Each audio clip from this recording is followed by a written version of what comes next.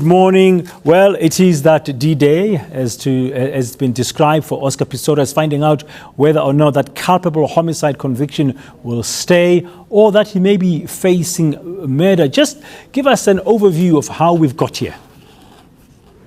Well, essentially what happened was that after Oscar Pistorius was acquitted essentially of murder in September last year in the full glare of the world's cameras, the state then launched an appeal which was heard just a month ago, in which Kerry Nell essentially argued that while he was not persisting with his claim that Oscar Pistorius had direct intent and motive to kill Reeva Steenkamp, he was arguing the principle of dolus eventualis, that he must have reasonably foreseen and reconciled himself with the awareness that the human being behind the door, even if he believed that person was an intruder, would die because of the shots that were fired at that person. Of course, Judge Eric Leach, who said that poor Reeva was the person behind the door, will now deliver the ruling this morning. Of course, the state has argued that this matter needs to be referred back to Judge Thokozile Masipa for sentencing. Pistorius will face a minimum sentence of 15 years in prison if he is convicted of murder. But remember, Dan, there is a discretion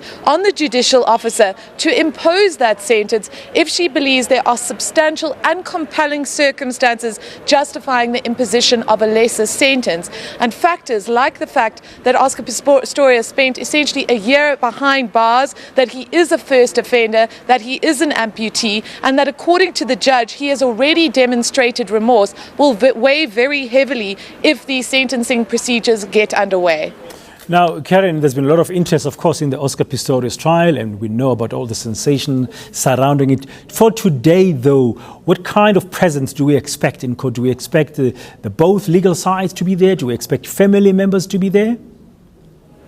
No, we know that Barry Rue will not be here today. Kerry Nell also not here. Essentially what the defence has done is they've sent a lawyer from Bloemfontein to conduct a so-called watching brief. So you won't have any of the heavy hitters in this trial actually in court today. And it couldn't be more different, as I said before, to that September decision that Judge Thokozile Masipa handed down, where you had a packed courtroom, a very emotional Pistorius sobbing as he was essentially acquitted of murder. Today, a pretty much empty courtroom and only really journalists here to observe this ruling. Of course, we know Pistorius is under house arrest in his uncle's home, and very likely that he'll be watching this decision that will ultimately change his future live on television, just like everyone else. Thank you very much, Karen, our reporter there live to us from Bloemfontein outside the Supreme Court of Appeal, which will be delivering judgment in the Oscar Pistorius appeal. Delivery of that decision will start at about 9:45 this morning, and we'll be carrying it live here on eNCA.